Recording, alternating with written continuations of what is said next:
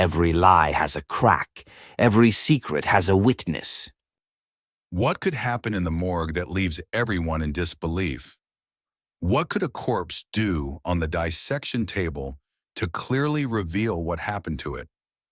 Is it possible for a corpse to take revenge on those who harmed or wronged it in life?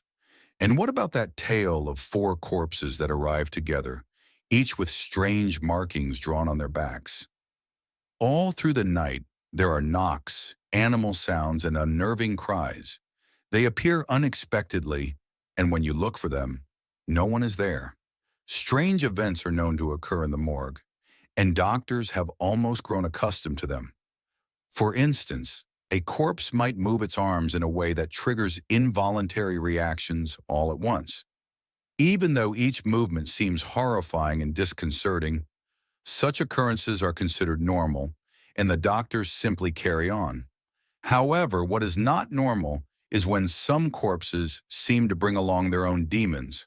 From the moment a body is wheeled into the morgue, especially as the night grows darker, strange sounds begin to echo, despite everyone being sure that no one else is present. Sometimes someone knocks on the door, yet when it is open, the space is empty.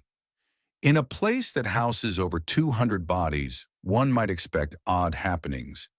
But even so, some corpses outright refuse to be dissected. Not every corpse aims to scare or act out in strange ways or seek revenge against those who mistreated them. Some even leave behind clues for the doctors as to who was responsible for their fate. One of the most famous stories in this realm is that of the Libyan girl. On the day her body arrived at the morgue, the doctor noted that she was completely rigid. Her corpse was dry and unresponsive.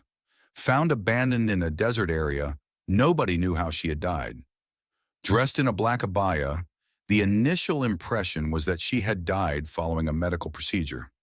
But what raised doubts was the discovery of 4 superficial cuts, 2 on her abdomen and 2 above. These were not deep knife wounds. They were shallow incisions. As the doctor examined her, he was baffled, unable to determine how she had died. At one moment, the corpse even moved an arm, lifting it as if to point to something. The doctor then noticed a mark resembling an injection site. An anesthetic overdose had been administered. In fact, the girl had gone in for a liposuction procedure, but due to an error, she was given too high a dose of anesthesia and died. In a panic, the doctor and his team had disposed of her body in the desert, where it eventually decomposed. Later, records revealed that a girl had filed a complaint about her friend's disappearance after a liposuction session, confirming the grim truth. Another case involved a female doctor who recognized a corpse immediately. This body, which had fallen from a high floor, was presumed to be a suicide victim. She was known to be reclusive, depressed, and estranged from her family. Yet the doctor sensed something was amiss. The corpse seemed to communicate with her, as if to say, "I didn't commit suicide." Without hesitation, she pointed out the state of the corpse's nails. They were broken, as if they had been desperately clutching onto something. Further investigation confirmed that the girl had been murdered. Then there was the case of a child allegedly poisoned. The child was brought to the hospital with signs of poisoning, yet the official report claimed there was no poison present. The prosecution reopened the case, and one doctor, struck by an unsettling feeling as soon as he saw the boy, insisted that his death was not natural. Although initial tests were negative, his persistent investigation eventually revealed that the child had been poisoned by a substance that did not immediately show in the body. Following the trail, it turned out that his cousin, driven by inheritance disputes, was behind the crime. The cousin had planned to kill both the child and his brother, though only one of them perished. These cases, as bizarre as they sound, are considered routine by some of the doctors working in the morgue. Yet there are instances where corpses simply refuse dissection. Why? No one really knows. One of the earliest stories involves the body of a sorcerer, reputed for his involvement in magic and deceit. When his body was exhumed for sampling, a mortician was called in to assist. The moment the mortician touched the body in its coffin, he began convulsing violently, his eyes rolling unnaturally, and he screamed as if possessed.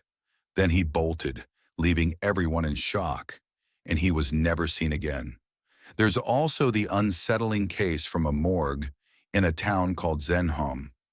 One day, 4 corpses arrived at once, a mother with her 3 children, all dead.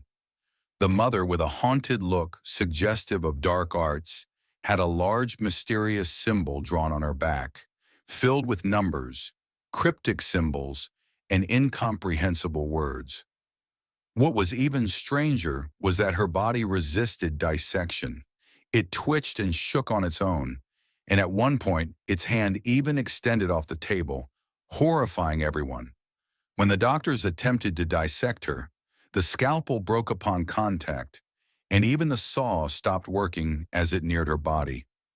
Despite all obstacles, the doctor forced the dissection and discovered that she had been strangled by the force of 3 individuals at once. The fate of her children was even more tragic. The youngest showed signs of brutal abuse and a severed umbilical cord, while the other siblings bore different and puzzling marks, with the eldest having died from poisoning. Later, it was suspected that their maternal uncle was behind the atrocity. Visiting his home, they found that he too had been disposed of roughly 20 days earlier, in a horrifying manner that left everyone stunned. Initially, authorities had thought the uncle's actions were driven by a so-called honor dispute after discovering his sister's illicit affair. But further inquiry revealed a tangled web of familial strife and occult practices. Under pressure, another relative confessed that dark magic had been at play throughout their lives. The final story tells of a humble laborer oppressed by his siblings to the point where sorrow claimed his life. When his body was brought in for examination, the forensic doctor began to hear the laborer laughing hysterically, a sound that grew into a macabre form of revenge. As it turned out, the laborer's tormentors had also met their end in a fire at their home, and it seemed his spirit had returned to exact a final retribution. The truth is never buried. It's just unseen. Remember, all these tales have been recounted by doctors in the dissection room. Some even documented in books and novels claiming they truly happened. I'm simply relaying these stories, and it's entirely up to you whether you believe them or not. So what do you think? Do you believe that such events could occur in a morgue? Could a corpse really move or send a message to show that it met its end in a particular way? Let me know your thoughts and feel free to share any topics you'd like me to cover in the future.